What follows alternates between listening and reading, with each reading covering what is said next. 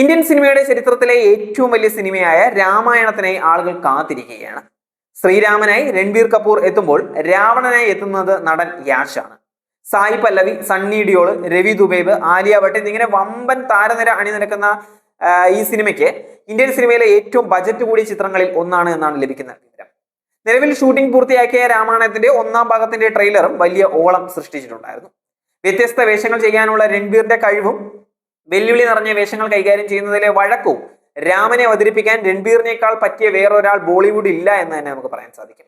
രൺബീറിന്റെ അവസാന പടം അനിമൽ വാരിയതിനേക്കാൾ പണമായിരിക്കും രാമായണം സൃഷ്ടിക്കാൻ പോകുന്നത്.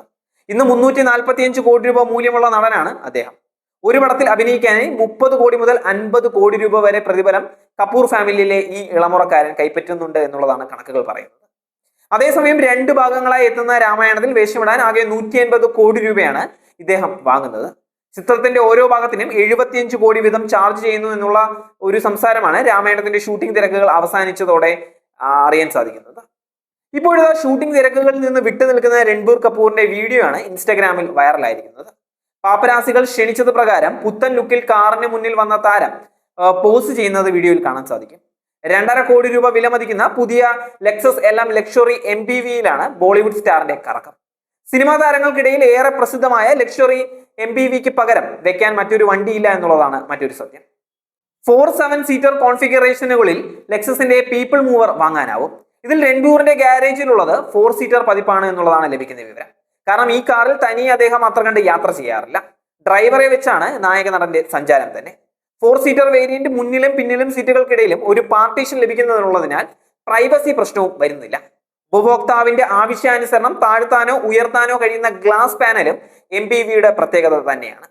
48 inch TV, airline style recliner സീറ്റുകൾ, പ്രീമിയം സൗണ്ട് അനുഭവത്തിനായി 23 സ്പീക്കർ സിസ്റ്റം, ഫോൾഡ് ഔട്ട് ടേബിളുകൾ, ഹീറ്റഡ് ആംറസ്റ്റുകളും ഓട്ടോമാൻസും, വയർലെസ് ഫോൺ ചാർജർ, ഫ്രിഡ്ജ് എന്നിവയും ജാപ്പാനീസ് വാഹന നിർമ്മാതാക്കൾ കാറിനകത്ത് ഒരുക്കിയിട്ടുള്ളത് തന്നെയാണ്.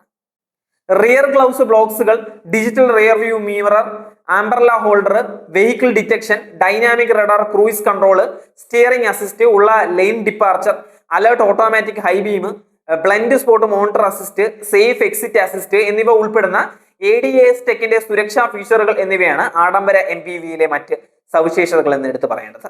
ലെക്സസ് LM ലക്ഷറി MPV ശരിക്കും ടൊയോട്ട വെൽഫെയറിന്റെ കൂടുതൽ ആഡംബരമായ ലെക്സസ് കാറാണ്. ഡിസൈനിലും അതെല്ലാം വ്യക്തമായി മനസ്സിലാക്കാനും സാധിക്കുമെന്നുള്ളതാണ് പ്രത്യേകത. വലിയ ഫ്രണ്ട് ഗ്രില്ലിനൊപ്പം ഫ്യൂച്ചറിസ്റ്റിക് രൂപകൽപ്പനയാണ് എല്ലാ മോഡലിന് ലഭിക്കുന്നത്. മിനുസമാർന്ന LED ഹെഡ്ലാമ്പുകൾ, ബമ്പറിൽ ലംബമായി അടക്കിയിരിക്കുന്ന LED ഫോഗ് ലാമ്പുകൾ, LED DRLകൾ തുടങ്ങിയവ വണ്ടിയുടെ ആഡംബരം വിളിച്ചോതുന്നത് തന്നെയാണ്.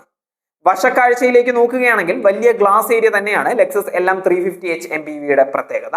ഒപ്പം ഇലക്ട്രിക്കലായി തുറക്കാനും അടയ്ക്കാനുമുള്ള സ്ലൈഡിംഗ് ഡോറുകളും കൂട്ടിച്ചേരുന്നതോടെ സംഗതി കളറാവുകയാണ്.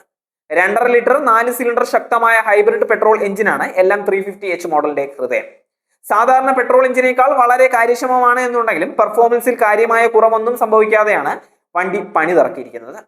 ഇലക്ട്രിക് മോട്ടോറുമായി ജോഡിയാക്കിയ ഈ 2500cc എഞ്ചിന് 250 bhp കരുത്തിൽ പരമാവധി 239 Nm ടോർക്ക് വരെ ഉൽപ്പാദിപ്പിക്കാൻ സാധിക്കും. ഹൈബ്രിഡ് മോഡലിനായതിനാൽ തന്നെ ഇത് ECVT ഗിയർ ബോക്സുമായാണ് ജോഡിയാക്കിയിരിക്കുന്നത്. ലെക്സസിന്റെ E4 വീൽ ഡ്രൈവ് സിസ്റ്റത്തിന്റെ കരുത്തും വാഹനത്തിനുണ്ട്. ലെക്സസ് കൂടാതെ രൺബീറിന്റെ ഗാരേജിൽ മറ്റ് അത്യാഡംബര കാറുകളും ഇടം പിടിച്ചിട്ടുണ്ട്. Bentley continental GT, land rover range rover, Mercedes Benz G63 AMG, Audi A8 L W12, Audi R8 തുടങ്ങിയ കാറുകളാണ് രൺബീർ കപൂറിന്റെ പോർഷിലുള്ളത്.